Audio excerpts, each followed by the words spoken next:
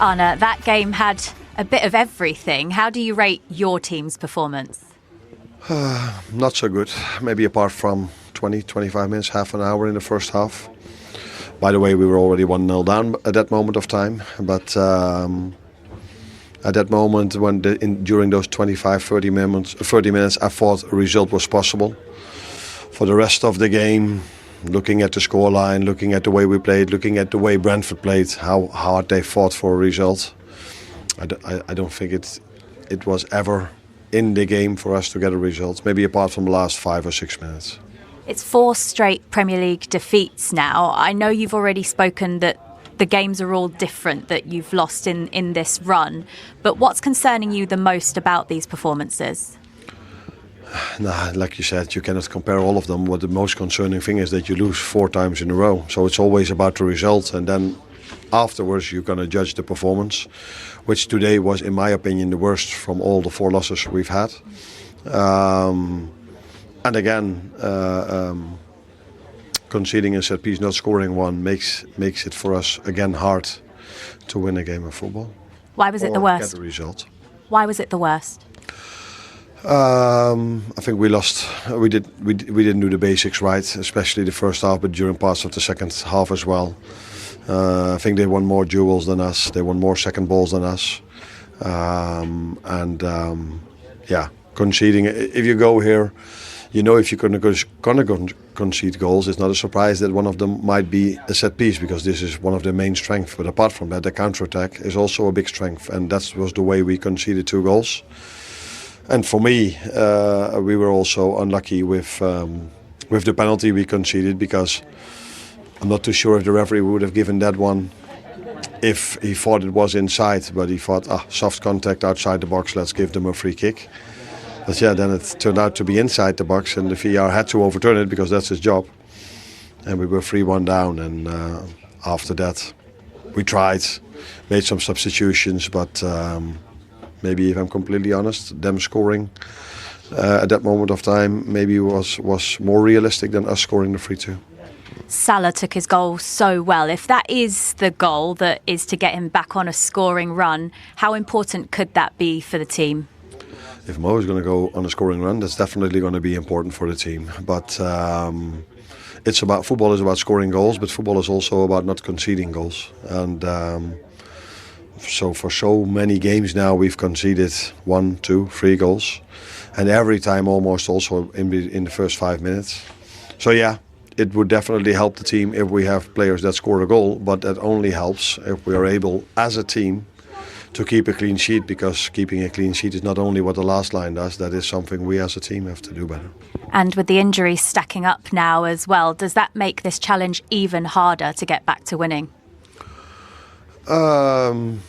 Yeah, you prefer to have all your players available. That's simple and clear. But if that's not the situation, the players we do have available need to bring the results in. And this is something, you can have in a season, that you have a few injuries, and this is what we are what's happening with us now. And that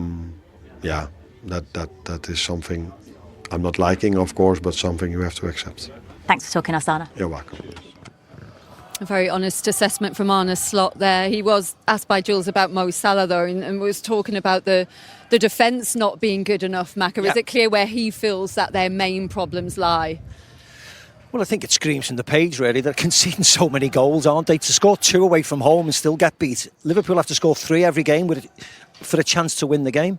So that's 14 now. They'd only conceded 5 at this stage last season. Yeah, so, you have to defend from the front. You have to be more organised. This is Liverpool's 3rd game in a week, as we've mentioned before.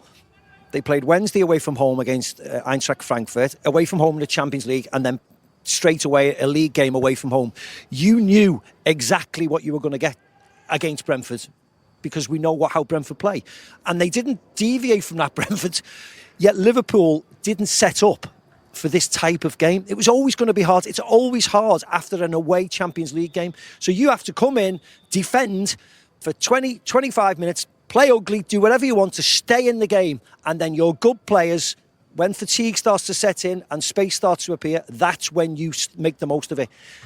But Liverpool didn't do that. The they kicked off and they were all over the place, and they give 5 throw-ins away in the first couple of minutes, and they had a warning and then another warning, and you know, we're sitting up there thinking Brentford are going to score now. Is that and an attitude thing then, Macca? I don't Is know. that not enough willing to do the dirty work? No, What I don't is think it? so, because these players have won the Champions League and they've won the league and they've won many, many trophies. I just think it's a collection of, I don't know, at this moment in time, new faces, lack of ability just to say, you know what, let's sit in here for 10 minutes. We're struggling here. We're losing the ball here. We're giving away silly possession. Let's just sit for 10 minutes and clear our lines and get us a bunch and make us difficult to break down.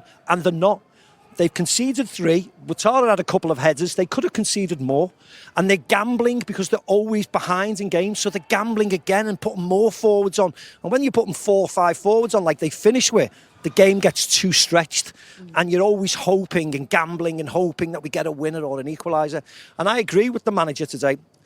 Man United, Chelsea, there was bits of good play. Today there wasn't. They looked chaotic, individualistic, and they did not play as a side that looked as if, you know what, we're going to get a result here. Arne Slot, he's got a lot of credit in the bank, obviously, after winning the title last season, but what are the things that he's getting wrong? I feel like first things first, I think changing so many players from a title-winning side is madness for me. I know maybe they probably looked at Ekitike and thought, we've got to get him, but we really want Isak. So that's 2 they probably brought in. Frimpong was forced upon them with Trent. But I can't remember a team winning the title and changing 4 players that you expect to be your starters. So it's difficult. He's trying to balance it. The midfield's all over the place for me in terms of, we talked about Jordan Henderson being in a possible player who, not to go back to Liverpool, of course not, but someone like that of the ilk who's a talker, who can knit it together. So when there's the turnovers, there's space. Even when they were winning games that we were highlighting, this just doesn't look right. Teams are breaking on them through the midfield. You know, McAllister's sitting there with his gloves on today. He's not playing, you know. Wirtz just hasn't worked so far. He looks quite lightweight in that position. So the balance in midfield, and I just think there's just been too much change too quickly, which is unlike Liverpool. They don't usually make that many changes, particularly from a winning side. If that's the case, then are we not going to see the best of them maybe till the second half of the season? Is it just time for those connections to work? Yes, and just because you bring in new signings doesn't make, we mentioned before the game, doesn't make the team better. Kerkez and Frimpong are not better than Trent Alexander-Arnold and Andy Robertson. They're not. We hope that they will get to that level where they are better, but they are not. So instantly, Liverpool are weaker. Yes, Ekitike, we think, is an improvement on Darwin Núñez. Of course, the tragic story about Diogo Jota, you know, that may affect some of the players more than we know, and rightly so, because, you know, he was a teammate and a very close teammate. So we don't know whether that's got an impact. So there's a number of factors. But in the end, the Liverpool Football Club, you lose a game, you get criticised. You get criticised more than another side. The bigger players in the Liverpool's team will get criticised more than a lot of their teammates, because that is just the nature of the beast. But the only way to prove your critics wrong is to fight and come out and beat Aston Villa. And then, you know what?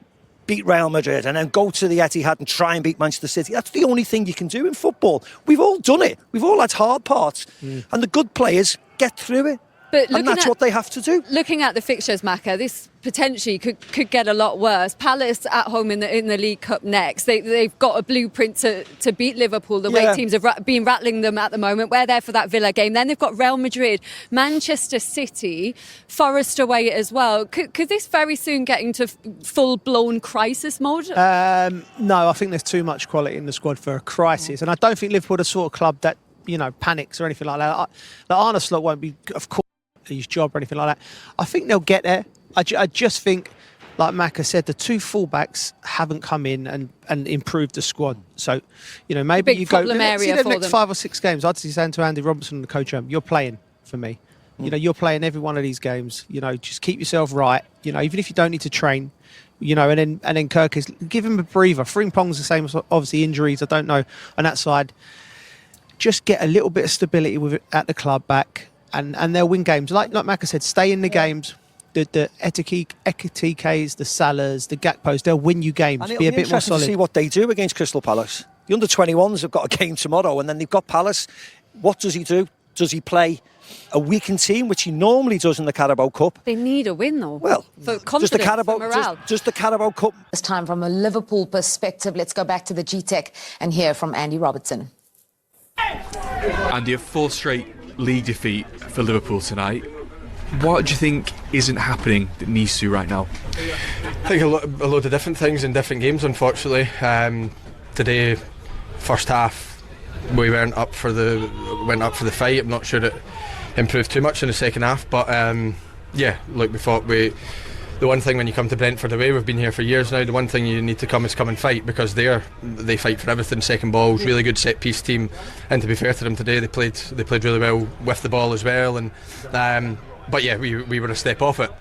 I think that's fair to say, and you end up conceding the goals. You talk all week about set plays, how dangerous they are, the long throws, such a dangerous weapon for them. First 5 minutes we go and concede a goal from it, then you get hit in a counter attack, 2-0 down, and it's always an uphill battle from there. So 4 defeats in a row in the Premier League is nowhere near good enough for this football club, and so the standard wasn't there today, and it's going to have to be, because it's going to need to pick up. The one thing you have to do for this club is fight, and I'm not sure we got enough of that today.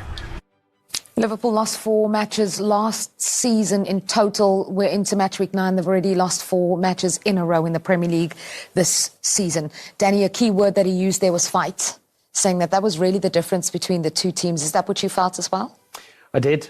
I mean, there was a lack of quality at times from Liverpool, which we're not used to, but he's spot on and very honest of him. Very rarely have we seen a Liverpool player come out and talk about a lack of fight within the team in a long time. But it was as clear today as we've seen all season, the lack of physical presence that the Liverpool team has. Second balls, headers, knockdowns, blocks, tackles. I mean, yes, Brentford were superb. Give them credit. But Liverpool was so far off it physically that you can't win games of football when you're second best in every department. Yeah, and then from that, as you mentioned, Brentford were superb. One of the outstanding things, as Robertson had said, was the fight, which they showed. They were first to the ball. They showed intensity, put bodies on the line tonight. Yeah, they won the duels. They were really at it. They should have showed a stat then. Distance covered a lot more ground than Liverpool players, which for a Liverpool team doesn't usually happen within the stats. So to look at that, that's not good enough for a Liverpool side, but Brentford have worked really hard for that win, and they fought and they battled, but they also showed some quality as well within the play, and each other knew what they were doing as well. It showed with the Sharda goal in behind game plan, and it worked out today. Thing is, distance covered is one conversation, but I bet you Brentford's intensity was higher as well, because sometimes you can run around, but with intensity, with desire, with meaning, with purpose, and also the plan. It wasn't by luck. They knew exactly what they were doing. They'd worked on it, obviously. Keith Andrews had set up a game plan and they nailed it. So the coach deserves credit, the players' physical condition, their technical ability. That was as good a Brentford performance as I've seen in a long time. Then just from your old side, Liverpool, of course, now, this is the big story because it's the reigning champions. They've gone 4 in a row in the Premier League. As I mentioned, 4 in the whole of last season that they lost. How do they get back to that? And how does he perhaps draw on the way in which they played against Eintracht Frankfurt in midweek, for example? Well, he's struggling to find the right solutions at the moment. There's going to be a huge backlash to this. But not just this game, the continuation of poor form in the Premier League. They've got 2 problems. One is the defensive issue, how open they are. And I think the other issue is the physical condition. Too many of the players don't look physically right, like where they were last season, and the new players are a little bit off it as well. So it's a big dilemma, but they've got to get back to basics and quick. Well, a tough watch for you, Danny. Thank you so much for providing the experts analysis. Thank you to Ben Mee as well. A big night for Brentford. Wonderful to have all of you joining us. The big news, Liverpool have lost for the 4th time in a row. Absolutely mad game. So much drama, so much to digest at the end of that one. But it is ultimately a night that leaves the Brentford fans delighted, but Liverpool fans with still lots of questions and feeling very unhappy still. Absolutely, as the skipper comes to join us. But yes, absolutely. Yes, there's loads of questions that need to be answered. And we will get to that a bit later. But Jordan, congratulations on that victory. What a week for you guys as well, beating West Ham. Following it up, beating the champions. Just tell us what you feel the team did so well out there tonight. I thought from start to finish we stuck together. We knew it would be difficult at times. Liverpool are a world-class team with world-class players, so at times you're going to have a bit of defending to do, which we did. But I thought just the way we defended together, the way then we'd stay composed on the ball and try to, rather than just kicking it forward at times, it's trying to play the long ball but in behind to someone running in, like Dams did for Kev on the second goal, I think it was, and Thiago was a threat all night. And he's been like that all season, to be fair. So we've got a lot of good players on the counter-attack with the front three, and we've got people like Dams and Yarmo in the centre-half that can pick passes as well. So overall, I thought it was a really good performance and deserved the win in the end. Jordan, Liverpool low on confidence at the moment and going through a transitional period. Were there any areas in particular that you wanted to exploit over the full-backs, for instance, or literally just outwork them really and play to your strengths? I mean, you look all over the pitch, there's not much to go at. They're all quality players, you know. I don't really see a weakness in the team. Yes, I know there's been results of late that haven't been great for them, but for me they're still top players in a top team, and it's just a matter of time before they sort of get in the rhythm and get going. I think there's been a lot of reasons why they haven't hit the heights that they have so far that they did last year, but for me they're still a world-class team, and wherever you look on the pitch, there's top players. So it's always going to be difficult, but I thought the lads dug deep, stuck together, and like I said, we'll cause some problems on the counter. Definitely did. So many good performances on your team today, Jordan. Was it a little bit strange for? I said before the game, it's business as usual when you play against your old team. But was there a little bit strange playing against your old mates? How did it feel?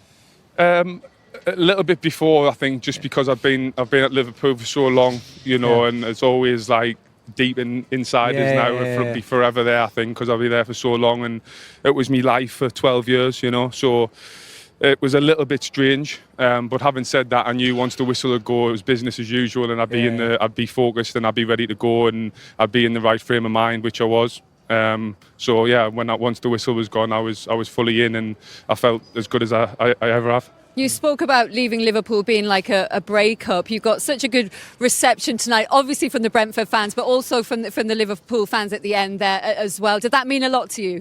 Of course. Like I said, I was there 12 years, dedicated a lot of my life.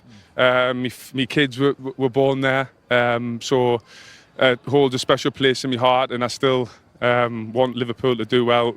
Of course, not when we're playing them, but overall, and that'll never change. And the fans have always been amazing, and it was special just to see a few of them. I know they probably left a bit early because of the result, but it was nice to see them again. The ones who stayed behind. Arne said that all everyone in Holland is talking about is how much Ajax are missing you. At 35, just how good do you feel? How well do you feel you're playing? I feel pretty good, to be honest, but I don't really like talking about myself. It's more about the team, and I feel as though the team have performed really well so far this season. At the start, I thought we were a little bit inconsistent, but over the last few weeks, we've built a bit of momentum, a bit of consistency, which is important. And yeah, it's always nice for Arne to say nice things. Of course, I think I'm not sure they're missing me though. To be fair, I think. There's a few reasons why maybe it's not going so well at the minute at Ajax, but it's an amazing club. I had a really good time there, special people, special players there, so I always want them to do well as well. For Brentford as well, up to 10th now, shown repeatedly this club that they can really compete with the top teams. What are the ambitions for Brentford this season? I think it's just take each game as it comes and try and be horrible to play against. Try and compete basically every time we set foot on the pitch, and that's all you can ever do, I think, and that's what. Well, we've got some dangerous players, like I said, and we've defended well over the last few weeks, few games as well. So, we need to keep building on momentum, keep building on performances, and try to stay as consistent as possible. Because in the Premier League, no game's easy. It's always tough games, and things can change very quickly. So you've just got to keep looking to improve. There's a lot of good things we've done tonight, but there's still a lot that we can improve on, and keep building and just take each game as it comes. Don't look too far ahead.